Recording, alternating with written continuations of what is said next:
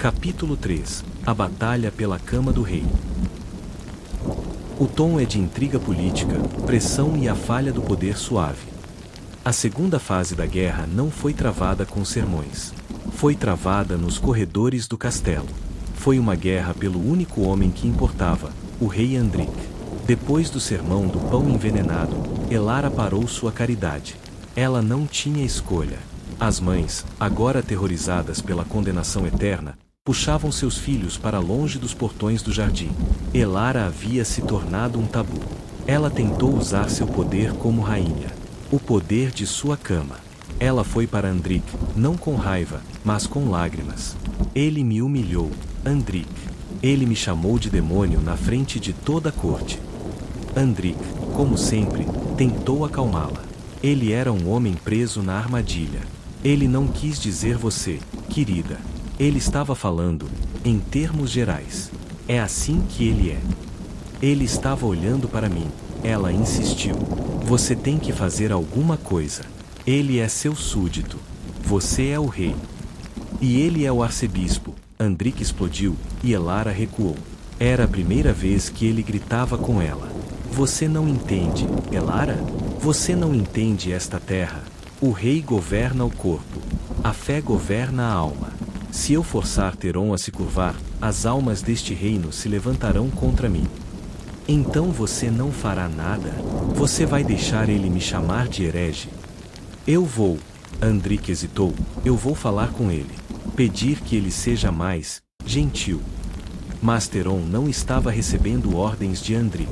Ele estava recebendo ordens de seu Deus.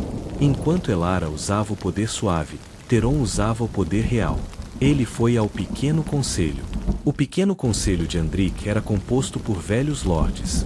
Homens supersticiosos que viam a má colheita do ano passado como um sinal da ira do Deus único. Teron não precisou gritar. Ele apenas sugeriu. A rainha é exótica. Ele disse ao conselho, suas mãos escondidas nas mangas. Seus caminhos não são os nossos. E o povo está inquieto. Lord Valerius, o mestre da moeda, pigarreou. Inquieto como arcebispo. Eles veem as flores estranhas no jardim dela. Eles ouvem as canções que ela canta. E agora, a colheita está fraca novamente. Os pescadores dizem que os peixes desapareceram. Eles começam a se perguntar se a presença dela não é uma ofensa ao Deus único. Foi uma ameaça velada. A colheita não estava fraca. Mas se Teron dissesse que estava, o pânico começaria. Ele estava culpando Elara pela economia. O conselho entrou em pânico. Eles foram ao rei. Andric, você tem que controlar sua esposa. Ela está nos matando. A pressão sobre Andric era imensa. De um lado, sua esposa, que ele amava. Do outro, seu arcebispo, que ele temia. E seu conselho, que ele precisava. Ele fez o que homens fracos fazem. Ele tentou um acordo. Ele foi para Elara naquela noite. Ele não estava com raiva. Ele parecia quebrado. Elara, ele disse, segurando suas mãos. Eu preciso que você faça uma coisa. Por mim. Pelo reino. Qualquer coisa, Andric. Converta-se. O silêncio na sala foi ensurdecedor. O que? Ela sussurrou. Apenas, publicamente. Abandone os deuses de Solara. Aceite o Deus único. Faça a penitência. Teron está disposto a recebê-la na fé. Ele disse que presidirá a cerimônia ele mesmo. Isso acalmaria tudo. Elara puxou suas mãos. Ela olhou para o homem que ela pensava amar. E ela não o reconheceu. Você não está me pedindo para mudar minha fé. Ela disse, a voz gelada. Você está me pedindo para queimar minha alma. Para me ajoelhar para o homem que me odeia. Para dizer a ele que ele estava certo. Estou pedindo para você ser prática, ele implorou. É apenas uma cerimônia. Para você, talvez, ela disse, virando-se. Para mim, é o fim. Ela foi para sua própria cama. Sozinha. A batalha pela cama do rei havia terminado. E ela havia perdido. Ela percebeu que Andric não era seu protetor. Ele era seu carcereiro. E Teron era o guarda. Ela estava sozinha. E agora, ela não tinha mais nada a perder. Capítulo 4. Os olhos devotos. O tom é de escalada, fanatismo e a primeira violência real. Se Elara não se curvasse, Teron a quebraria. Ele não podia atacar a rainha diretamente. Não ainda. A pessoa dela era sagrada pelo casamento com o rei. Mas ele podia atacar o que ela amava. Teron tinha um exército. Eles não usavam armadura e não carregavam espadas.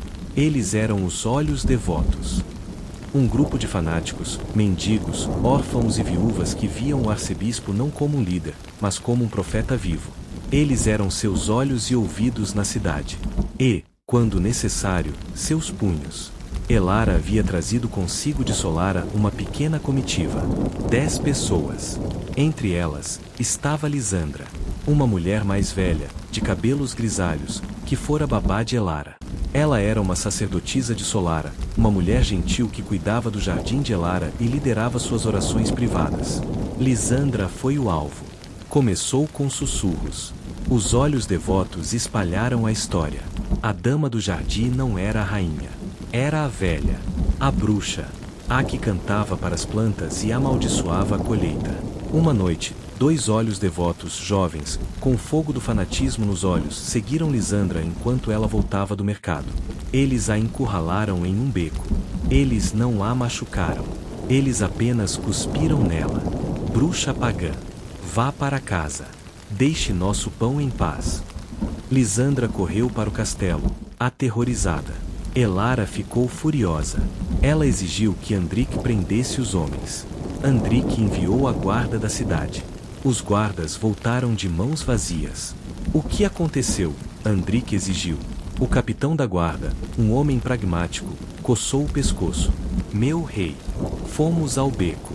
Mas havia pessoas. Centenas delas. Os olhos devotos. Eles não estavam armados. Eles apenas ficaram lá, olhando para nós. As mulheres e crianças na frente. Se tivéssemos avançado, teria sido um massacre. Teron havia usado seu escudo humano. A guarda do rei recuou diante da fé do povo. Elara percebeu o quão profunda era a armadilha. O exército de Andric era inútil contra um exército de mendigos. Teron, sentindo a vitória, aumentou a aposta. Ele não queria apenas assustar Lisandra. Ele queria um sacrifício. Ele convocou um julgamento de fé na praça da catedral. Ele não convidou a corte. Ele convidou o povo. Os olhos devotos trouxeram Lisandra. Eles a arrastaram de seus aposentos no castelo. Os guardas do rei, com ordens conflitantes de Andric para manter a paz, mas não causaram incidente, apenas assistiram. Elara correu para a varanda do castelo, que dava para a praça. Ela assistiu, horrorizada. Teron estava em sua plataforma. Esta mulher, ele gritou, apontando para Lisandra, que tremia. Esta mulher é a raiz da heresia. Ela é a voz que sussurra veneno no ouvido de nossa rainha. Ela é a mão que planta sementes do diabo em nosso solo sagrado. Ele se virou para a multidão. O que fazemos com a raiz doente? Arranque! Gritou uma voz. Queime! Gritou outra. Não! Elara gritou da varanda. Parem! Deixem-na em paz. Ela é minha convidada. Ela está sob minha proteção. A multidão se virou e olhou para ela. Milhares de rostos. E eles não viram uma rainha. Eles viram a outra. A estrangeira. Teron levantou a mão para o silêncio. Ele olhou para Elara, lá no alto. E ele sorriu. Um sorriso fino, frio como uma lâmina. Ele estava mostrando a ela. Sua proteção não vale nada aqui. A rainha tem um coração mole, ele disse à multidão, sua voz pingando falsa piedade. Ela não entende nossos caminhos. Mas nós entendemos. O Deus único exige purificação. Pelo aço, pelo fogo, pela dor. Ele deu um sinal. Os olhos devotos não a mataram. Isso seria muito rápido. Eles a purificaram. Eles a amarraram a um poste e a açoitaram. Elara assistiu. Ela assistiu até que ela não podia mais gritar. Ela assistiu enquanto Andric, ao lado dela, desviava o olhar, doente e envergonhado. Quando terminaram, Lisandra foi jogada nos degraus do castelo, ensanguentada, mas viva. Elara correu para baixo.